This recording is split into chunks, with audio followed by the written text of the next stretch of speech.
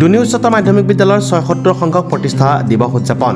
দুনি উচ্চতৰ মাধ্যমিক বিদ্যালয়ৰ প্ৰাক্তন ছাত্ৰ সন্মিলনৰ উদ্যোগত শিক্ষক কৰ্মচাৰী গোট আৰু ছাত্ৰ একতা সভাৰ সহযোগত এদিনীয়া কাৰ্যসূচীৰে 1948 চনত স্থাপিত হোৱা অগ্ৰণী শৈক্ষিক প্ৰতিষ্ঠান দুনি উচ্চতৰ মাধ্যমিক বিদ্যালয়ৰ ৭৬ সংখ্যক প্ৰতিষ্ঠা দিৱস উদযাপন কৰা হয়।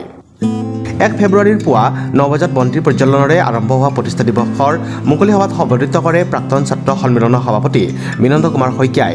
প্ৰাক্তন ছাত্ৰ সন্মিলনৰ সম্পাদক বিষ্ণু ৰায় শৰ্মাই আগবঢ়োৱা প্ৰতিষ্ঠা দিৱসৰ মুকলি সভাত দুনি গাঁও পঞ্চায়তৰ সভাপতি শৈলেন্দ্ৰ নাথ ডেকা, গৌৰৱোজ্জ্বল বিদ্যালয়খনৰ প্ৰাক্তন ছাত্ৰ ক্ৰমে বীৰেন কাকতি, উপেন শইকীয়া, তনুৰাম ডেকা, ভূষণ চন্দ্ৰ চহৰীয়া, বিনন্দ চন্দ্ৰ ডেকা, কনক চন্দ্ৰ কাকতি, কমলেশ্বৰ বৰুৱা, পৰেশ চহৰীয়া, বীৰেন কলিতা, কুমুদ ডেকা, পংকজ শৰ্মা, ৰামেশ্বৰ কলিতা, কৰুণা ভট্ট, হেমলতা হাজৰিকা সহ ভালেমান বিশিষ্ট ব্যক্তিয়ে অংশগ্ৰহণ কৰে। জ্যেষ্ঠ কনিষ্ঠ শিক্ষক অভিভাৱকৰে পৰিপূৰ্ণ গীতে মাতে জীপাল হৈ পৰা অনুষ্ঠানত প্ৰাক্তন ছাত্ৰ সন্মিলন নামৰ এটা ৱেবছাইট মুকলি কৰে প্ৰাক্তন ছাত্ৰ সন্মিলনৰ সভাপতি বিনন্দ শইকীয়াই। উচ্চতৰ মাধ্যমিক বিদ্যালয়ৰ প্ৰতিষ্ঠা দিৱস আজি আছিলে। প্ৰতিষ্ঠা দিৱস এইটো আমাৰ ৭৬ সংখ্যক প্ৰতিষ্ঠা দিৱস। 1948 চনত এই তাৰিখটোতে আমাৰ এই মৰমৰ বিদ্যালয়খন প্ৰতিষ্ঠিত হৈছিল আৰু এই অঞ্চলৰ বহু গুণী জ্ঞানী লোকে এই বিদ্যালয়খন প্ৰতিষ্ঠাত আগভাগ লৈছিল। আমি আজি কিছু কাৰ্যসূচীৰে এই প্ৰতিষ্ঠা দিৱসটো পালন কৰিছোঁ।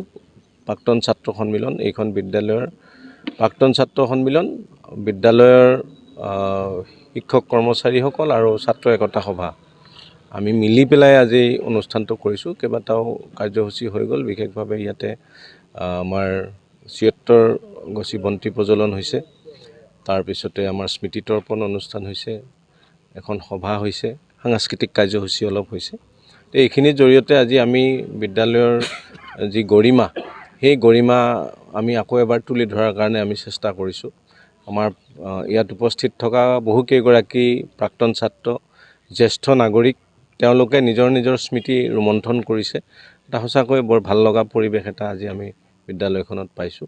বিদ্যালয়খনৰ আগন্তুক দিনত আমি কেনেকৈ আগুৱাই লৈ যাম বা বিদ্যালয়খন কেনেকৈ তুলি ধৰা হ'ব, বিদ্যালয়ৰ গৰিমা কেনেকৈ ৰক্ষা কৰা হ'ব, এইবিলাক কথাও আমাৰ আজি এই অনুষ্ঠানটোত ঠাই পাইছে।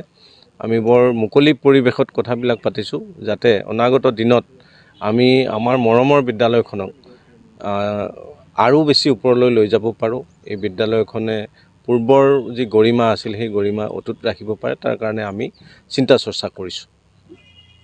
আমি আজি এটা ৱেবছাইট অ'পন কৰিলোঁ আমাৰ প্ৰাক্তন ছাত্ৰ সন্মিলনৰ অধীনত।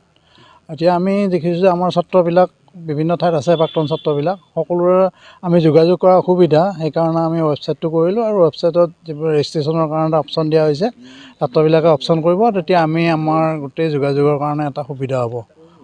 ৱেবছাইটটো আমি এতিয়া আমাৰ যিবোৰ গ্ৰুপ আছে, গ্ৰুপবিলাকত আমি লিংকটো পঠাই আছোঁ, যাতে ছাত্ৰ ছাত্ৰীবিলাক ইতিমধ্যে ৰেজিষ্টাৰ কৰিব আৰম্ভ কৰিছে। কেইবাটাও ৰেজিষ্টাৰ হোৱা দেখা পালোঁ আমি আজি। গতিকে আমাৰ গোটেই ছাত্ৰখিনি লগ কৰি এটা সংহতি স্থাপন কৰিবৰ কাৰণে আমি চেষ্টা কৰি আছোঁ এই বিদ্যালয়খনৰ। প্ৰাক্তন মহাৰাজা জয়ন্তী, আমাৰো এখন মহাৰাজা জয়ন্তী উদযাপন সমিতি আছে। আমি প্ৰাক্তন ছাত্ৰ সন্মিলনৰ তৰফৰ পৰা তেওঁলোকক প্ৰস্তাৱ দি থৈছিলোঁ যে আপোনালোক আমাৰ এই প্ৰাক্তন ছাত্ৰ সন্মিলন গঠন কৰোঁতে আমাৰ এটা উদ্দেশ্য আছিলে যে আমি মহাৰাজা জয়ন্তীত সহায় কৰি দিম, আমাক যদি বিচাৰে। দুনিৰ পৰা সুনীল চহৰীয়া ৰিপৰ্ট, নিউজ এক্সপ্ৰেছ, অসম।